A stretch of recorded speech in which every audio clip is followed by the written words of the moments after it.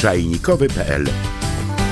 Najbardziej powszechną metodą na przyrządzenie kawy w domu jest zwyczajne zalanie jej gorącą wodą, dlatego dzisiaj przedstawię Wam kilka wskazówek, co zrobić, aby Wasza kawa była smaczniejsza. Pierwszą podstawową rzeczą jest dobór odpowiedniego surowca, czyli odpowiedniej kawy. Warto tutaj zadbać o to, żeby była świeża, żeby była jasno palona, no i jeśli macie możliwość zmielenia kawy w domu, żeby była w ziarnach. To Wam umożliwi przechowywanie jej dłużej, ze względu na to, że będzie dłużej świeża. Olejki eteryczne nie będą mogły tak swobodnie ulatniać się z Waszej kawy i to bardzo pozytywnie wpłynie na smak Waszego naparu. Natomiast jest jeszcze szereg innych rzeczy, na które warto zwrócić uwagę. Jedną z tych rzeczy jest przede wszystkim woda, ponieważ woda to jest 99% naparu, który macie w filiżance, więc ciężko to zbagatelizować. Woda powinna być przede wszystkim czysta. Jak chodzi o takie konkretne parametry, to mierzymy tutaj ilość minerałów. Ważne jest, żeby ta ilość minerałów nie była zbyt duża. Mówi się że najlepszą ilością minerałów do zaparzenia kawy jest gdzieś około 100-150 ppm, czyli cząsteczek na milion cząsteczek wody. Czyli na milion cząsteczek wody w tym przypadku byłoby 100 cząsteczek jakichś innych pierwiastków. Jest to taka ilość, która pomaga rozwijać się kawie w wodzie.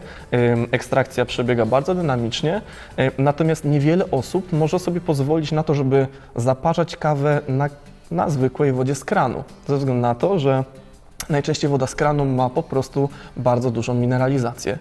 W miejscu, gdzie my mieszkamy, w Gliwicach, mineralizacja wychodzi w granicach 380 ppm, a więc widzicie, że jest ona bardzo, bardzo mocno zmineralizowana i nie nadaje się bezpośrednio do zaparzenia dobrej kawy. Co możecie zrobić? Po pierwsze, zadbać o dobrą filtrację wody albo po prostu kupować wodę w butelkach, wodę nisko zmineralizowaną. To Wam bardzo po prostu ułatwi, będziecie mieli dobrą, czystą wodę do użytku, do zrobienia zarówno dobrej kawy, jak i dobrej herbaty. Kolejnymi rzeczami, na które warto zwrócić uwagę, jest waga i stoper.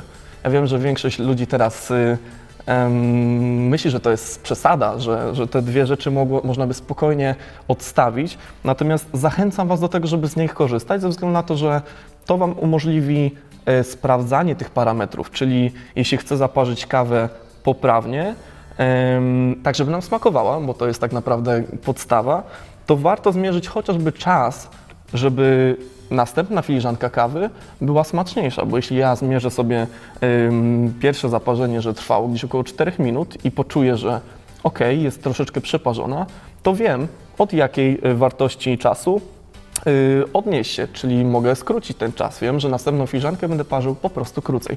A więc warto zadbać o te dwa parametry. I jest jeszcze ostatnia rzecz, na którą warto zwrócić uwagę, czyli proporcja kawy do wody. Ja wiem, że większość osób jest przyzwyczajona do po prostu wsypywania jej łyżeczką, natomiast przy pomocy wagi można sprawdzić tą proporcję dokładniej. Warto używać proporcji 6 gramów kawy na 100 gramów wody. Ze względu na to, że używamy wagi, dlatego mówię też gramów wody. I jest to taka wartość, która da nam nie za bardzo przeparzoną, intensywną kawę, ale bardzo, bardzo aromatyczną. Jak chodzi o sam stopień zmielenia, to nie powinien on być zbyt drobny. Niestety jest tak, że większość kaw, które mamy już zmielonych w sklepach, jest zmielona bardzo, bardzo drobno.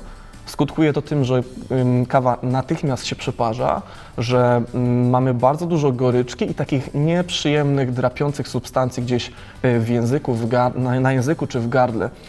Jeśli mamy młynek, warto mielić również ze względu na to, że można zmielić troszeczkę grubiej i to tak naprawdę odwdzięczy nam się niesamowitymi aromatami, bardzo bogatym smakiem. Zacznijmy zatem zaparzenie. Będzie nam potrzebna, tak jak powiedziałem, waga, stoper, gorąca woda. Tutaj też warto zaznaczyć nie wrząca woda. Niech to będzie woda w granicach 96 stopni. Mamy tutaj 9 gramów kawy ze względu na to, że nasza szklaneczka pomieści 150 gramów wody. A więc ta proporcja jest tutaj w tym przypadku zachowana. Mam też stoper do zmierzenia całego procesu. Będzie ta ekstrakcja trwała gdzieś około 4 minuty. A więc zaczynamy. When you're started right, I know I might give it and let it go. Yeah, I'ma let it go. When you're got that smile, I can't deny. I'd rather let it go. Yeah, I will let it go. Just for you tonight.